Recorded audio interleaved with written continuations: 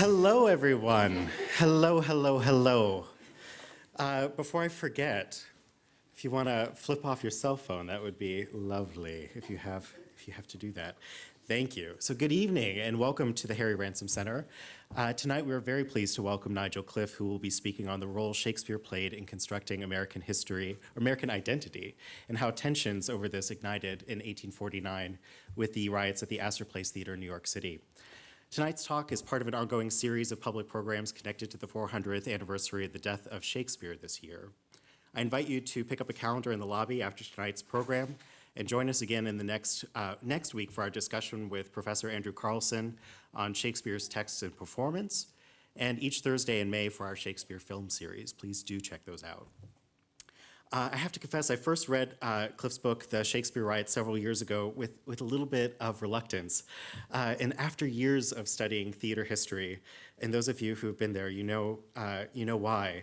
There's this, perhaps after the Restoration period, the second most driest sort of period in theater history classes tends to be 19th century American theater. So I was a little bit reluctant. But I was incredibly wrong, and I'm so glad that I did pick it up. It is an incredible book. It opened up an entire century of theater history in such a compelling and engaging way that I've never looked at it in the same way since. Stories of hoodlum gangs running around town buying up theater tickets so they can jeer their least favorite actors while they perform on stage. How the introduction of the showboat brought a new and unique style to the American theater, or how rough and gruff Western settlers saw something of the pioneer spirit in the many plays of Shakespeare. And then, of course, there's the Astor Place Riots, which were anything but dry and uneventful. The Shakespeare Riots is a remarkable work of social and cultural history. It was a finalist for the National Award for Arts Writing and was selected as one of the best nonfiction books of 2007 by the Washington Post. And since then, he's traveled a bit further back in time with his book, The Last Crusade, The Epic Voyages of Vasco da Gama, which was shortlisted for the 2011 Penn Hessel Tiltman Prize. Most recently, Penguin Classics published his new translation of Marco Polo's Travels in 2015, the first completely new translation of this important book in over 50 years. And believe it or not, he has another book coming out later this year, and perhaps he'll be able to tell us a little bit about it in the question and answer session after his talk. So please join me in welcoming Nigel Cliff.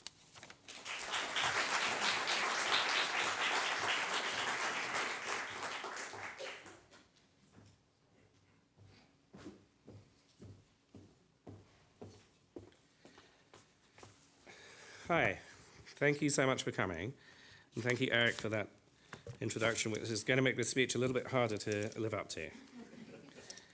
When I first came across this story, the series of events that I called the Shakespeare Riots, it's more often known as the Astor Place Riot, I thought, people dying over Shakespeare, it's too good to be true. I mean, this is the sort of thing as a writer that you really search for, and I was very lucky that it came my way.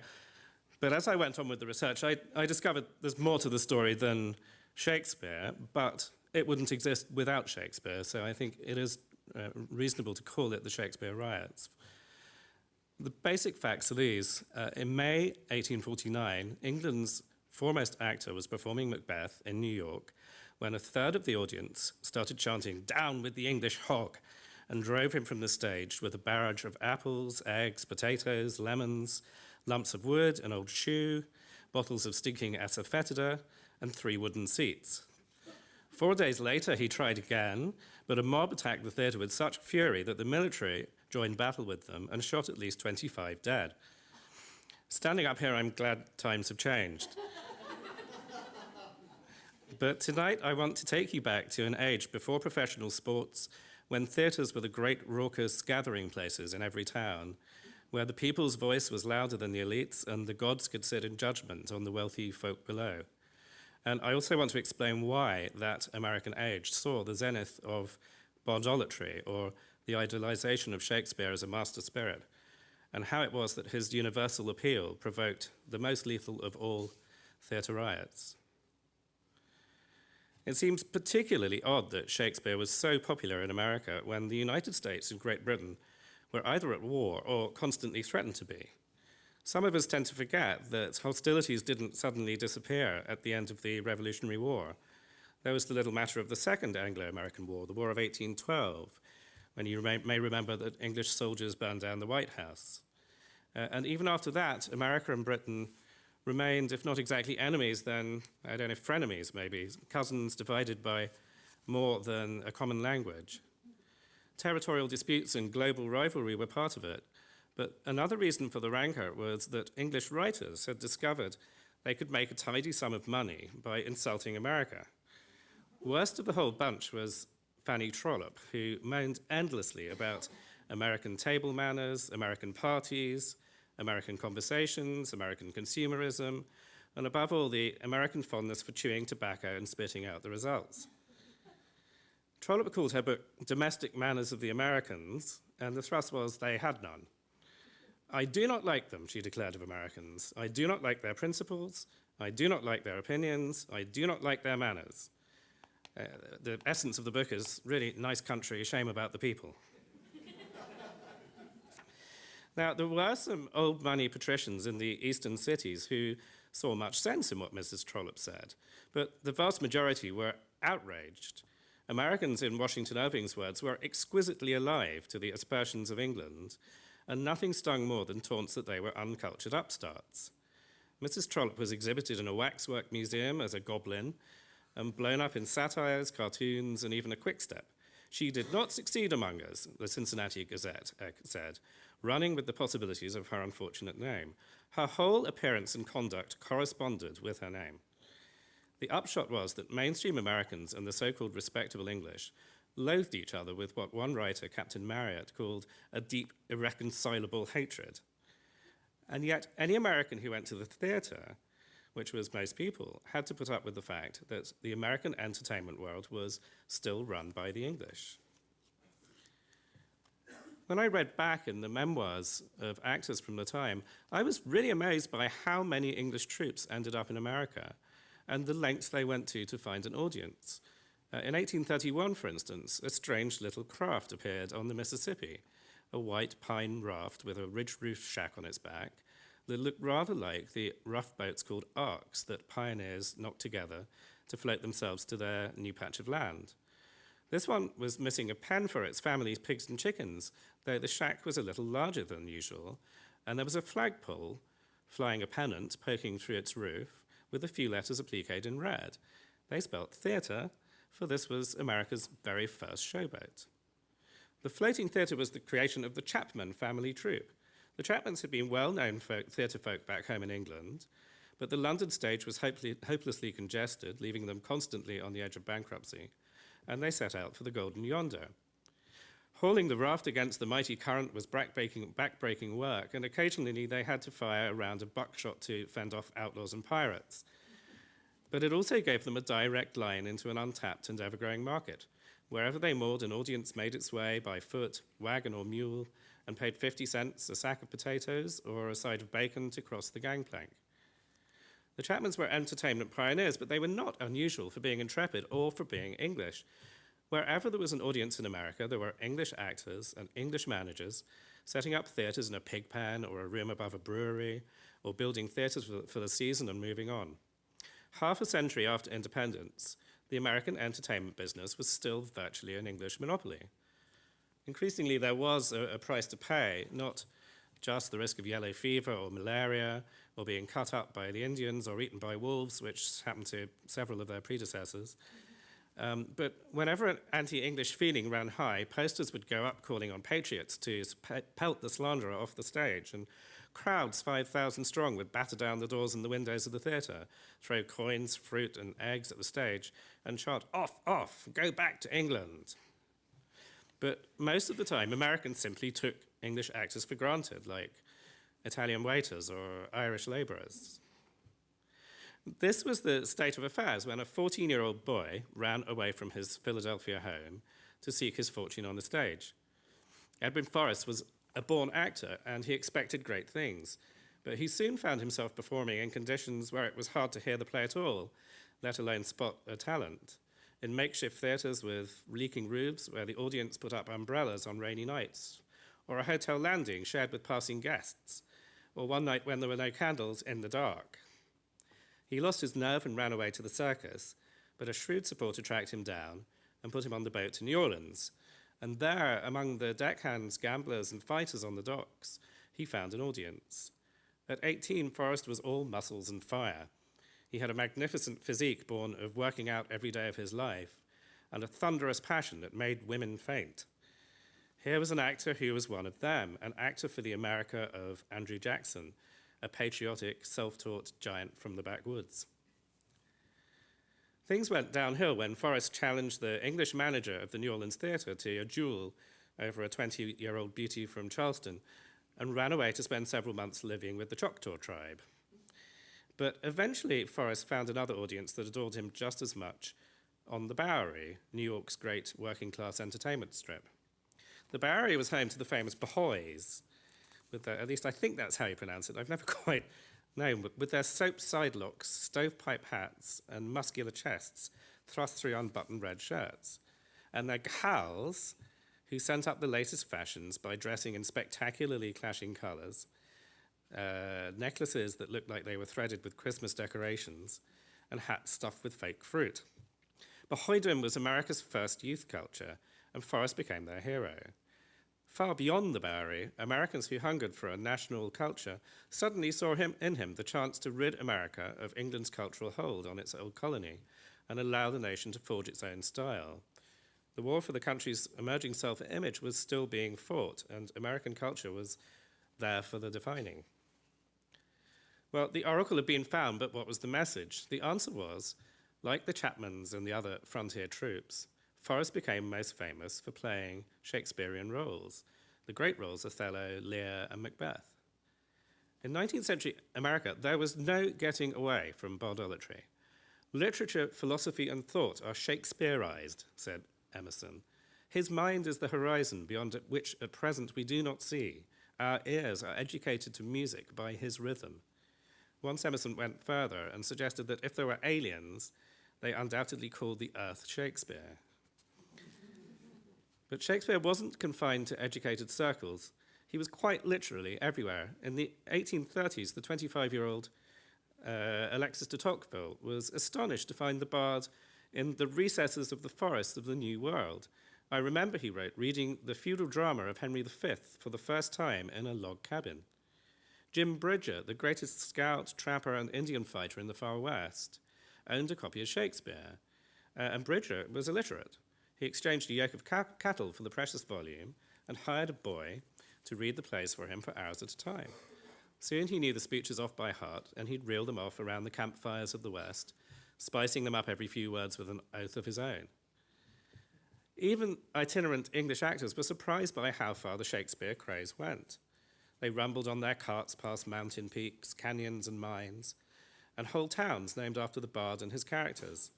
They sailed on Shakespeare packets and steamers and rode down main streets boasting Shakespeare saloons plastered with advertisements for Shakespeare almanacs and Shakespeare patent medicines. They checked into the Shakespeare Hotel and turned up at the theatre to discover that at least a few townsfolk knew the plays better than themselves and could shout out the prompts to prove it.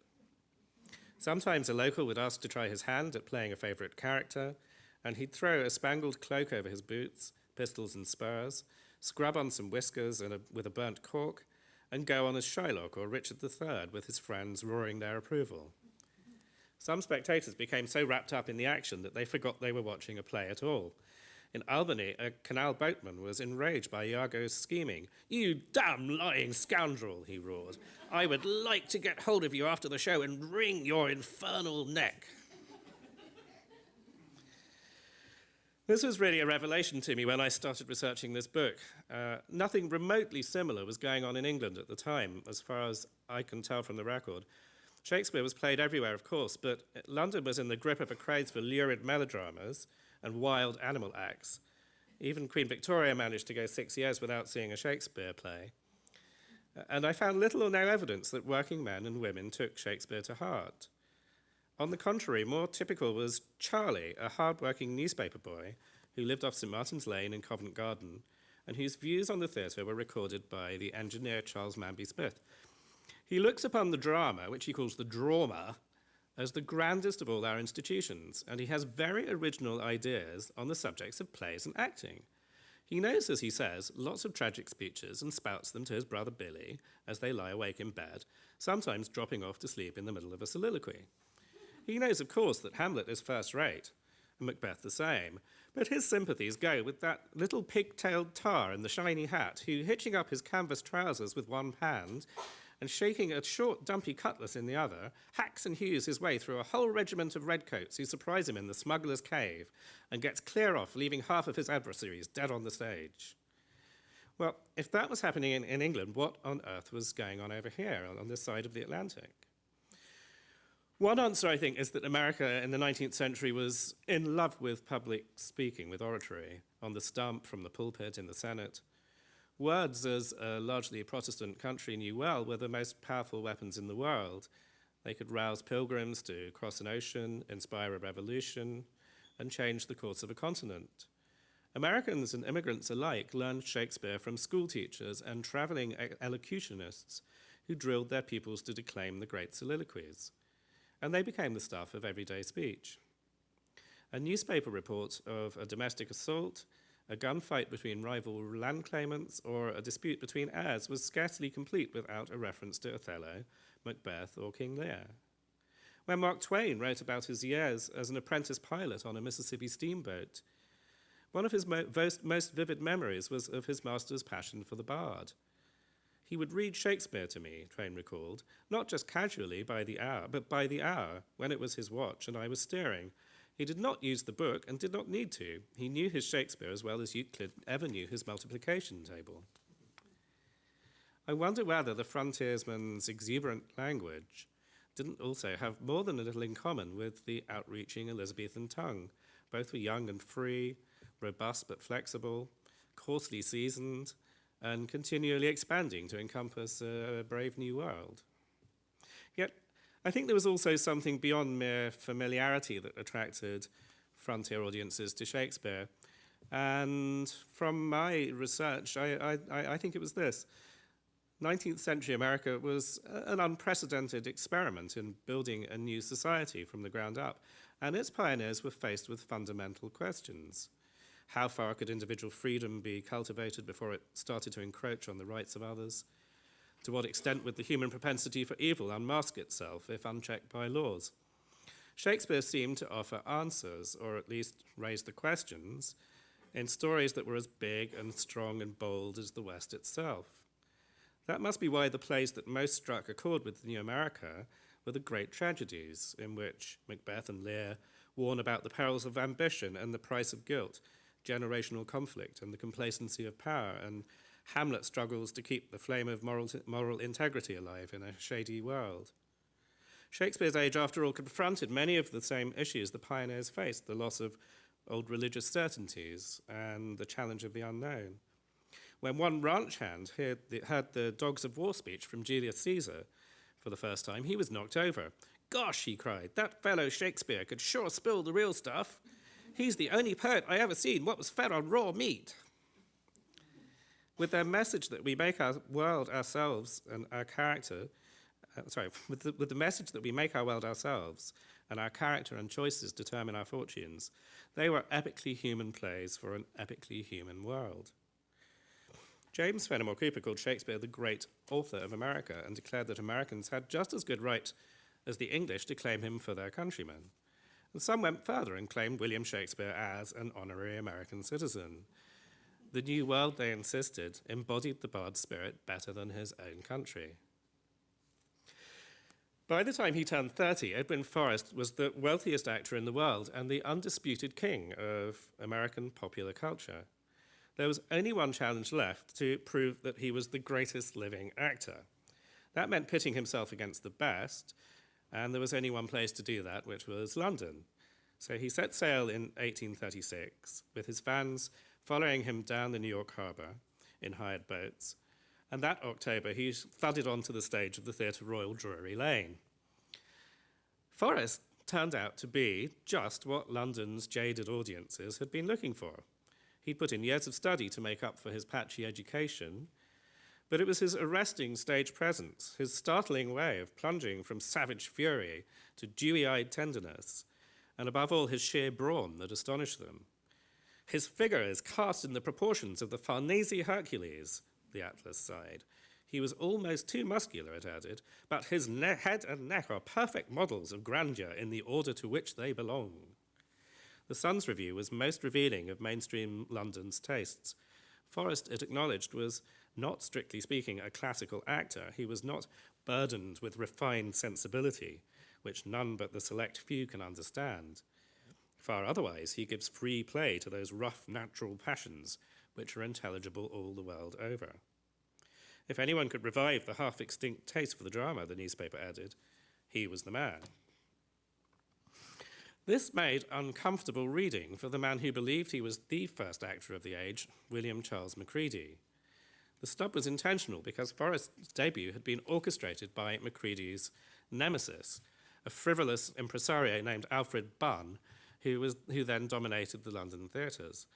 Like many theatre managers, Bunn loathed actors with a vengeance, and he particularly loathed Macready, who had gotten so steamed up after a long string of humiliations at Bunn's hands that shortly before Forrest arrived, Macready lost control and burst into Bunn's office at Drury Lane, fists flying, and pinned him to the floor before Bunn tried to bite his little finger and screamed, "Murder!"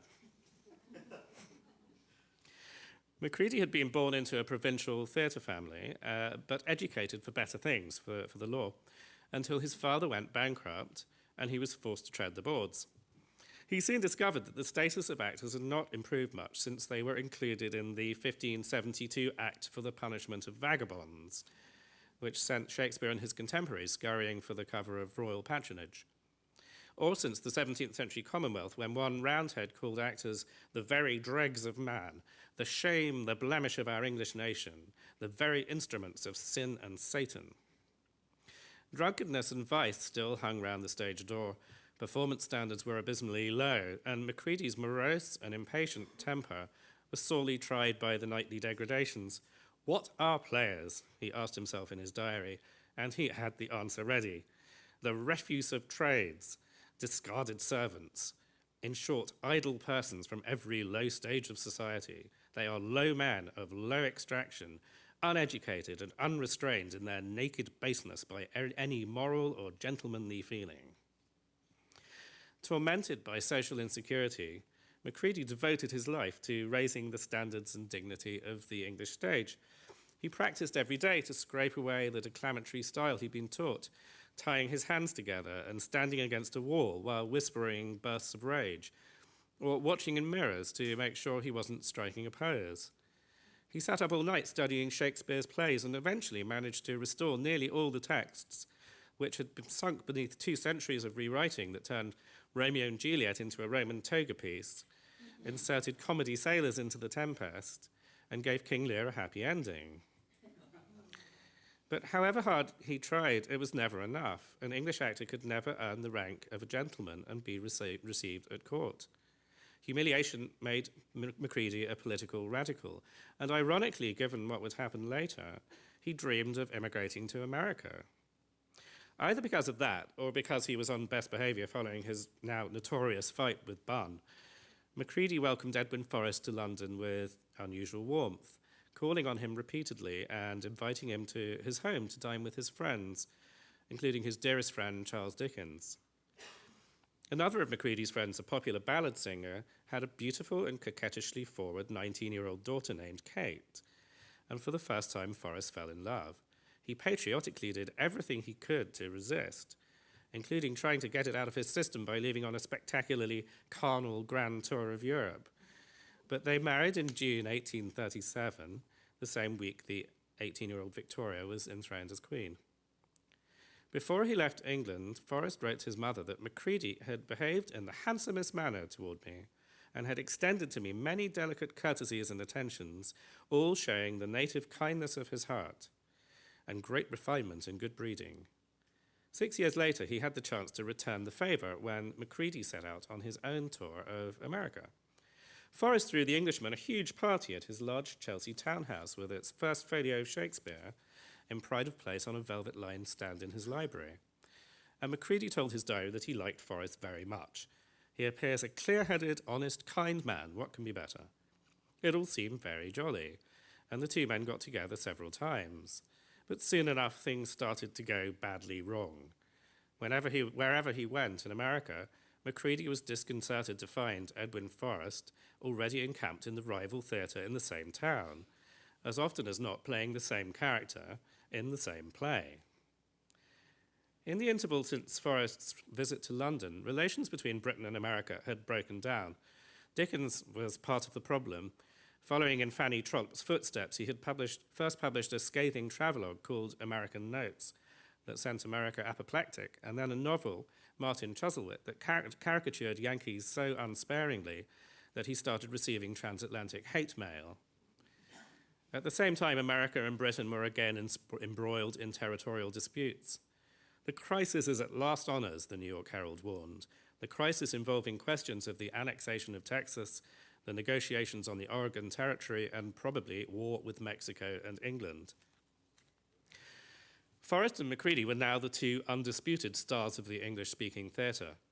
At a time when actors travelled far more widely than politicians, they were the best-known public faces of their nations.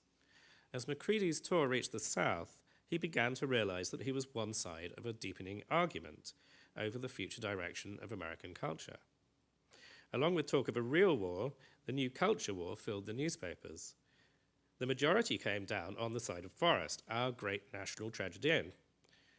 Those who see a superiority in Macready over our great actor must be blinded by prejudice, scoffed the St. Louis Republican. For not only have foreign critics pronounced him great, but the applause forced from the coldest spectators of his efforts manifests that skill as an actor which Macready fails in. Whiggish papers hit back by extolling the subtler virtues of the English actor. The American elite had never much cared for Forrest, and it was growing increasingly tired of his proudly warm populism and his rowdy bahoys. It wanted the bard done their way, which meant English style, not frontier style. As Macready's tour neared its end, the tone turned overtly nationalistic. Native Americanism versus foreignism. Which of the two to choose? Why, Forrest, of course, a Philadelphia paper advised. Macready responded with a curtain speech in which he referred to some unworthy attempts that had been made to excite a prejudice against me and my countrymen engaged in this profession on the plea of being foreigners. It was his first politically charged pronouncement before an American public, but far from his last and far from wise. 2 months after Macready went home, Forrest set out for England. When he opened in London with Othello, hissing assailed him from 3 levels. When he played Macbeth 4 days later, the audience, his co-star wrote, shouted with laughter and hissed him to death. After just a few weeks, he was playing for virtually nothing, and the engagement came to a swift end. It was the first defeat of his life. Politics undoubtedly had a lot to do with this hostile reception. Forrest was billed as the eminent tragedian, the representative of his nation. And in Europe, America's reputation was at an all-time low. In the wake of a deep depression, several states had either defaulted on debt repayments or simply torn up their bonds, most of which were held by English banks. The London papers were full of stories of ruined widows whose pensions were invested in state bonds. One printed an enormously long and vicious attack on America, which it dismissed as a vast deposit of human dregs. Naturally, it was widely reprinted on the other side of the Atlantic and caused outrage. But however overblown, the anger at what was known as repudiation was genuine. The country is disgraced in Europe, reported James Gordon Bennett, the editor of the New York Herald. It had lost its respectable position amongst the nations of the earth. Like most actors, Forrest never thought of looking outside the theatre for an explanation for his troubles. And as he pieced together the evidence for what he assumed must have been a grand plot, he grew convinced that Macready had orchestrated the demonstrations against him. It was certainly true that English tastes had changed since Forrest's last trip, mainly because Macready's school of acting appealed to the increasingly sober Victorian age. But it never crossed Forrest's mind that there was anything wrong with his performances. Years of adulation and stardom left no room for self-doubt. I never acted better in my life. I never before achieved such a performance of Lear, he wrote to a friend. What a pity it could not have been photographed. I mean the entire representation of the character, with all its power, with all its changeful passions, with all its unspeakable subtleties. Leaving London, Forrest set off on a tour of the English regions and Ireland, where he was much better received. On March 1st, 1846, he arrived in Edinburgh, and the next day he took advantage of a night off to see his old friend, now his arch-rival, in Hamlet. Macready reached the players' scene. He gave Hamlet's famous direction to the actors. He told Horatio that he'd set the mousetrap to catch the conscience of the king, and as the court entered, he muttered the simple line, "They are coming to the play. I must be idle. Get you a place." Macready interpreted be idle as act foolish, pretend to be crazy, which is probably the right reading. He walked rapidly back and forth across the stage, bobbed his head from side to side, pulled out his handkerchief, took it by the corner, and twirled it in the air while dancing a little hopping jig. An almighty hiss came from a box to the right of the stage. A hiss, said the actor playing Macduff, like the exhaust from a steam engine. Macready bowed derisively and waved his handkerchief even harder. The audience booed the hisser. "Turn him out," came a cry from the students' gallery, and eventually a large figure stood up and slowly turned away. The next day, Edinburgh was abuzz with rumours that the hisser was none other than the eminent American tragedian. Macready, standing in the footlights, had not made him out, and at first he refused to believe it. After days of newspaper innuendo, Forrest wrote a long letter to the Times, in which he not only acknowledged he was the hisser, but defended the hiss on the grounds that Macready's handkerchief dance was an effeminate travesty of the manly dignity of a star. Ridiculously, the controversy spread across the Atlantic and rumbled on long after Forrest went home in August. He had brought with him a burning grudge, and he shared it with anyone who would listen. His friends took up his cause with a vengeance, and they were still nursing their anger 2 years later when Macready returned to the United States.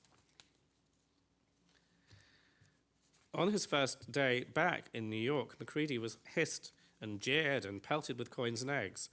He defended himself in more unwise curtain speeches, and Forrest replied with increasingly bad-tempered letters in the papers, in which he called Macready, among much else, a superannuated driveller.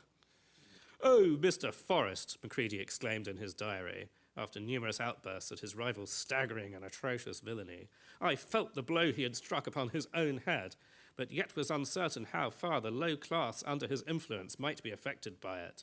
Sent for 3 dozen of the papers instantly." Macready responded with a card of his own and threatened legal action. As he toured the South, he found himself the toast of society. But in Cincinnati, after his handkerchief dance in Hamlet, the raw carcass of half a sheep came flying down from the gallery and thudded onto the center of the stage. Whether, as one writer suggested, from a mere ebullition of amiable vivacity or something stronger, no one seems to have discovered. Meanwhile, Forrest fired off a series of enormously long letters to the papers, running through his grievances point by point. The day Macready returned to New York for the last part of his tour, the papers were also full of gossip about Forrest's scandalous separation from his English wife, Kate, which cut Forrest's final tie with England and left him more bitter and self-righteous than ever. A personal and an international feud had converged in one fraught moment. Macready's determination to make the theatre respectable had made him the archetype of the Victorian Englishman. Forrest's frontier populism had made him the hero of a new America.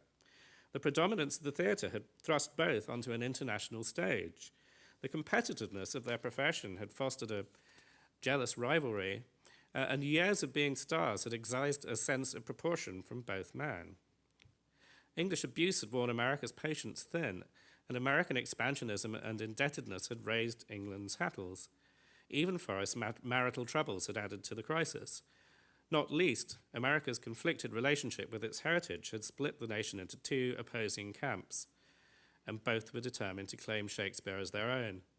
The stage was set for a showdown, but there was one final trigger ready to trip into place. Excuse me for a second.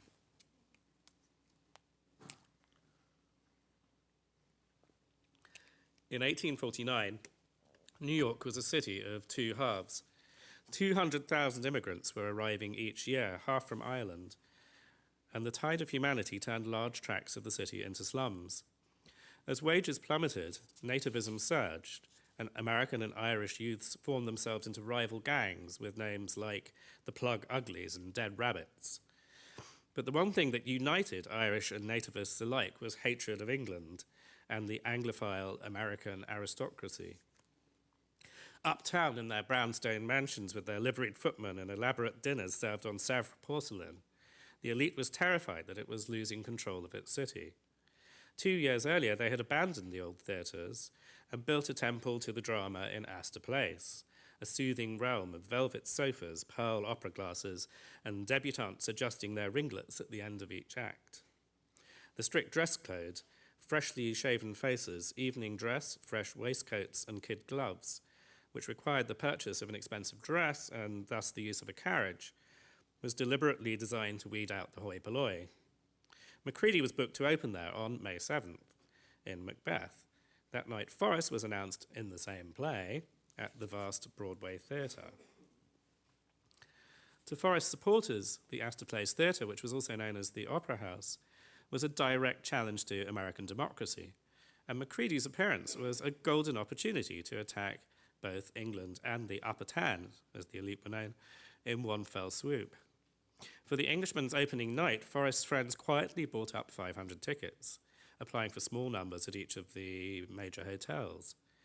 Inside the theatre, they unfurled banners, cheered Forrest, hurled increasingly heavy objects at the stage, and forced Macready off after the third act. Till the early hours, Forrest fans marched jubilantly through the streets, chanting the witches' chorus from Macbeth. When shall we three meet again, in thunder, lightning, or in rain? When the hurly-burly's done, when the battle's lost or won. Lost and won, sorry. The next day, Macready had already sent to a steamship to book his passage home, when a delegation headed by Washington Irving arrived at his hotel. Irving, the elder statesman of American writers, presented Macready with a letter signed by 48 of New York's leading citizens, requesting you to reconsider your decision and assuring you that the good sense and respect for order prevailing in this community will sustain you on the subsequent nights of your performances. Macready consulted his sense of propriety and agreed to play Macbeth one more time. That day, the official returns of the mayoral elections were read out at City Hall. Caleb S. Woodhull, the patrician's candidate, won by a large majority. On Thursday, May 10th, Woodhull met with city officials to consider the case. Overnight, posters had been pasted everywhere with blatant appeals to national prejudice. "Working men, shall Americans or English rule in this city?" one began, calling all Americans to express their opinions at the English aristocratic opera house.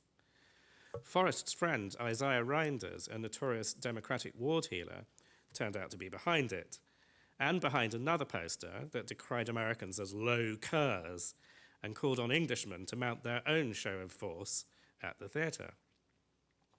Meanwhile, the papers that morning were full of evidence that Macready had requested from England, proving his innocence of the charges levelled at him by Forrest. The mayor took a deep breath and ordered several companies of infantry, cavalry, and artillery from the state militia to assemble. That evening, between 10 and 20,000 demonstrators poured into Astor Place and the surrounding streets. Inside, Macbeth started with the witches' scene. The management had gone to great lengths to keep Forrest fans out, but some had managed to get tickets, and they groaned and hissed and shook their fists. Macready's supporters stood up and cheered. Some of the 325 policemen on the scene dragged out the worst offenders and locked them up in a storeroom under the parquet, where they set fire to some shavings and straw. Smoke seeped into the auditorium. Officers charged into the storeroom, stamped out the flames, and clapped the arsonists in irons, and the play went on. But towards the end of the second act, a terrible noise came through the boarded-up windows. Near the theatre, a sewer was in mid-construction, and heaps of cobblestones were lying around. Relays of gangsters gathered armfuls of the stones and let loose volley after volley, methodically pounding the doors and windows from the Bowery end toward Broadway. Others knocked out the street lamps, so they couldn't easily be seen. The barrage dislodged the planks nailed over the windows, and they began falling into the auditorium. "Fight, fight, tear it down," the mob chanted. "Burn the damned den of the aristocracy!" The mob took aim at the police and many retreated into the lobby, blood streaming down their faces. In charge of the hardcore was Ned Buntline, a dime novelist, muckraking journalist, and nativist rabble-rouser.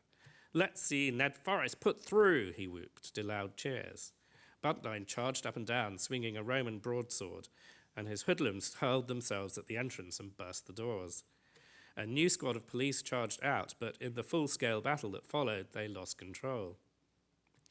Just in time, the cavalry rode in, but the mob had scented victory, and the appearance of uniformed soldiers unleashed fury. Stones flew at the hussars and their white horses, which were trained for parade duty rather than crowd control, and reared under the assault. Several riders were pulled to the ground. The rest were driven off, their faces covered in blood. Behind them, the regular thud of the infantry's boots broke up as they pushed blindly through, attacked and insulted on either side.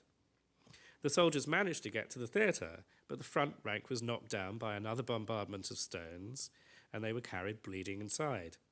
An injured general repeatedly told the mayor that his men would leave the ground unless he gave the order to fire. On stage, the fifth act began, and Macready pointed all his defiance at his unseen enemies. "I flung my whole soul into every word I uttered," he later boasted to his diary, exciting the audience to a sympathy even with the glowing words of fiction, while those dreadful deeds of real crime and outrage were roaring at intervals in our ears and rising to madness all around us. His resolve thrilled his audience. Though with the fierce yells and the crashing stones, it didn't take a leap of the imagination to conjure up an army bearing down on the Thanes castle. One critic later declared he had never seen the fifth act of Macbeth so splendidly and perfectly performed.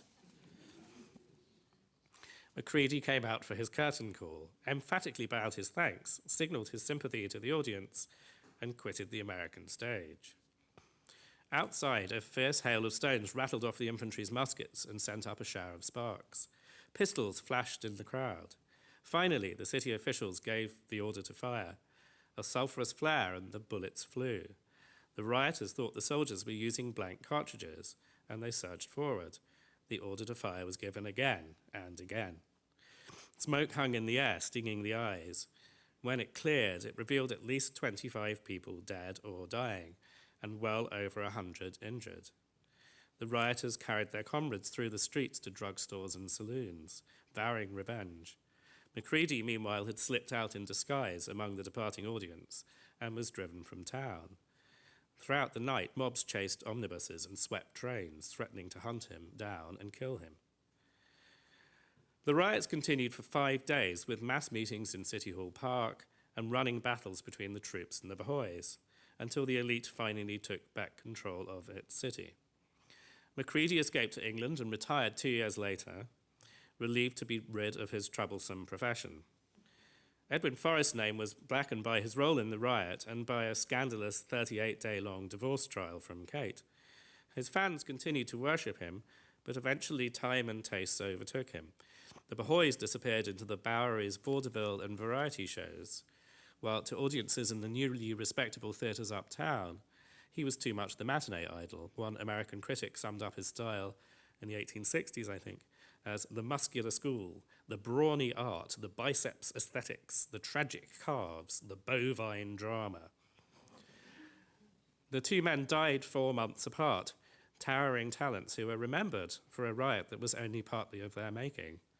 That's because of the transitory nature of acting before recording, but also because of the way history writing resolves around controversies and oppositions, a process in which I fully realise I'm complicit. Perhaps the greatest loser, though, was Shakespeare. The riot happened because every class in America believed that Shakespeare belonged to them. No one would have fought over opera or drawing room comedy. But in the wake of the riot, the bard was removed to a realm labelled high culture, where he was performed with due deference in silent theatres and taught in schools as a perplexing puzzle of metrics and syntax.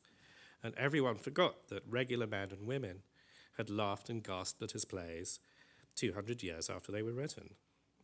The notion of playing Shakespeare to the crowd would revive, but his plays would never again be so genuinely popular. Can anyone imagine Americans taking to the streets in their thousands to decide who owned the bard? So, 9 days before we mark the 400th anniversary of Shakespeare's death, let's remember that there really was a time when one writer's voice carried a people across a continent and helped forge a brave new world.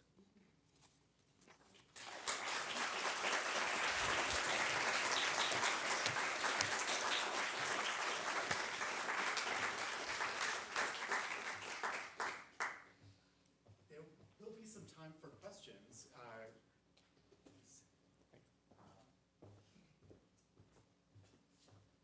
If anybody has any, start us off.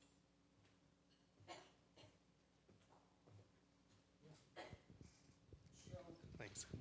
was the popularity of Shakespeare also back in colonial America too? I mean, did it carry forward from the 1600s, or was this Yeah, it was slow to come in on the stage because there were a lot of Puritans who closed down every theatre that was opened. But it was read and prized right from the beginning. There are lots of stories of politicians who read Shakespeare and who were inspired by his speeches and he was, as literature, he was hugely influential. But there was a sort of prejudice against Shakespeare in performance, and that didn't really lift till the 18th century. And George Washington had a lot to do with it. He was theatre mad, and it became fashionable to go to the theatre in Washington and along the East Coast, really, as a result of his lead. There was one theatre riot, actually, just before the Revolution, when Shakespeare was being done in New York in a wooden theatre, and I don't know, some rioters, some demonstrators came and climbed in through the windows, shooed the audience out, and took the theatre apart, plank by plank, went and stuck it on a great big pile and made a bonfire of it. So, I mean, this opposition between English Shakespeare and American Shakespeare dates back, certainly 100 years before this story is set. Yeah. Could you talk a little bit about how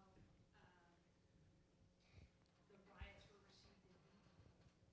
Was it just evidence of Americans out of control? I mean, it very much fitted into the story that was being told at the time. This repudiation scandal, which has been forgotten these days, was a big thing. There was an enormous amount of indebtedness in England as a result of it. People were going bankrupt by the thousand, and so Americans were being pretty much roundly reviled in the press. And this was just another story of beastly Americans being horrible to the English. And certainly, Dickens, who made as much of it as he could, and his friend John Foster, who was also a friend of John Foster, was a friend of Macready's as well. And there were pretty savage comments in the press about it, and I think Forrest was sort of exhibited in pothouse windows and stuff like that in caricature. But of course, it was more of a thing in America, in New York, than it was back in England. One of the key phrases that kind of stood out to me as you described Shakespeare's work was epically human. So given that was centuries ago that it was written, do you feel that today's culture still reflects that sense of epically human as related to Shakespeare? And if not, what kind of discrepancies do you notice? That's a big question. Yeah, I mean, I think that that particular need for Shakespeare went away in a sort of political or social sense. I don't think that you can see people looking to Shakespeare's plays for advice on how to behave these days, which they absolutely did then. Some people used to say that Shakespeare's characters were like their friends, and they turned to them for advice. And I think that what I was saying about people on the frontier looking for answers, it's absolutely true. People had the King James Bible on their shelf, and they had the collected works of Shakespeare, and they read them, all the time, and they looked to them for advice. So I think that sort of, that world, which I called epically human, was sort of ripe for the sort of universal quality of Shakespeare's thought, of his presentation of societies and different models of society. But obviously that America went away, and it's not something, I don't think, anywhere. Do you think there's somewhere in the world today where people are reading Shakespeare and saying we must construct our society differently because Shakespeare says this? I guess not. So, given that answer, so obviously during that time period there was a lot of conflict created by Shakespeare, right? So do you think that Shakespearean works have lost that power to incite a social conflict of some sort because they're not as relevant? Yeah, I guess so. I mean, I think the conflict was not created by Shakespeare's works, his words, as much as by political forces trying to manipulate or find what they wanted in those words. And of course, you can find an awful lot in Shakespeare to prove your case, whichever side it might be on. So, yeah, I mean, I think this all has to be set in the context of this 19th century adoration of Shakespeare, when there were statues to him going up everywhere in Central Park and all around America. Like I say, there were Shakespeare schooners, there were Shakespeare steamers, there were Shakespeare saloons, there were Shakespeare hotels, Shakespeare roads, Shakespeare mines, and everything. I mean, he was ubiquitous, and I think that this political debate over whether he represented, as the Americans at the time would have seen, or the Forest Americans would have seen, an aristocratic British culture, or whether he represented an American, as they thought, an American democratic culture, a sort of self-seeking, self-striving culture. I mean, that debate, happened because he was everywhere. I mean, if Shakespeare hadn't been so popular and another poet had happened to catch on and be the greatest dramatist of the world, then that other poet might have been subject to the same political debates. Yeah, in the back. How has the role of the national tragedian changed since the 19th century when the events from the book take place? There isn't one, is there? No, I'm curious what marked the decline of that conversation. I think that Forrest was the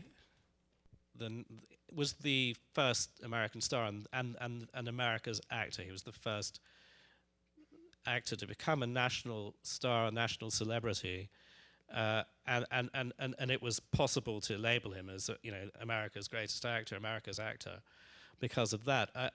I guess that situation changed fairly rapidly, and there were a number of postulants, who came fairly swiftly after him. In England, I mean, Macready was known as the eminent tragedian. Is it tragedian or tragedian? I'm never quite sure. One's American and one's English. I can't remember. I've heard either one. But he was known as the eminent, but he had some rivals. Edmund Kean was still around when he was a young man, and Kean was all over the place, but he was still an extraordinary actor, and he had his supporters, the Wolves, who tried to get Macready off the stage and so forth. So Macready had a few years in England when he was the great English actor, and it coincides with the riot, probably about a decade. But then there were others who came along later, and in a way, he was, I guess, the last of the great actor-managers of the old style, because you get people like Herbert Bibbon Tree, who was knighted and became a respectable gentleman. So Macready sort of prepared the way for that to happen, but he didn't get the gong because he was the one who made it possible. So you get, partly by the late 19th century, sort of a field of stars. So you don't have one central sort of tragedian, but you have a series. You have, Yeah, especially when film starts to pick up. Right. And I mean, even in America in the 1860s, you already get quite a crop of stars. The Booths and Charlotte Cushman and people like that, who are big celebrities. So I think this period in the 1840s was also unique for that reason, that Macready had no opponents, and he sort of peculiarly represented that Victorian style of English serious highbrow culture. And Forrest had no opponents either in America, and peculiarly represented that new style of acting that I suppose you could say went through to early Hollywood, a sort of robust, heroic, matinee idol style of acting. Yeah, right over here. You've seen some of the players' books and memorabilia in our exhibition, the movies, one of them in particular that you mentioned. To what degree did Forrest have any bridge with that next generation of actors, either by training or that they saw him or he helped influence their career? Right. I mean, my feeling, it's a difficult question to answer, but my feeling is that he had more of a long-term effect in the sense of creating an American style of acting, making it possible to be an American actor and find a different way of acting than the English had, rather than having any sort of immediate effect on people that followed him. He didn't have disciples. And to be honest, he probably didn't want disciples either. He became a rather lonely figure in his later years. And I think he'd sort of succumbed to the star ego in the same way that Macready did as well, only he was sort of held back slightly by the fact that he couldn't stand the theatre. So he didn't really value it when people praised him. But Forrest absolutely did, and it did go to his head, I think, and he really thought he was the greatest thing in the world, and his letters are full of self-praise and resentment of other actors who started challenging him. So I think he was a sort of one-man band, and he didn't have a sort of troupe of followers who copied him.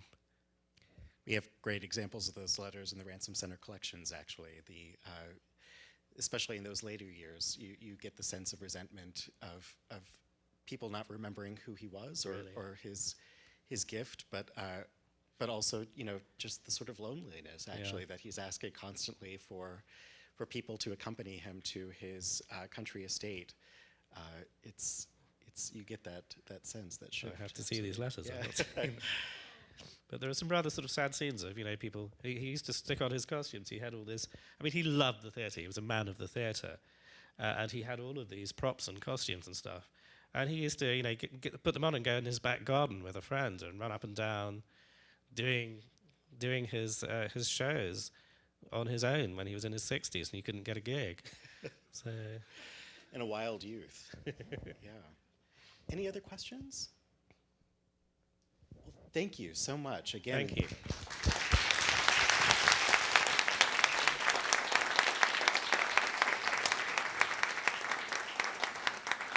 Thank you again for coming. Again, there's programs and calendars outside in the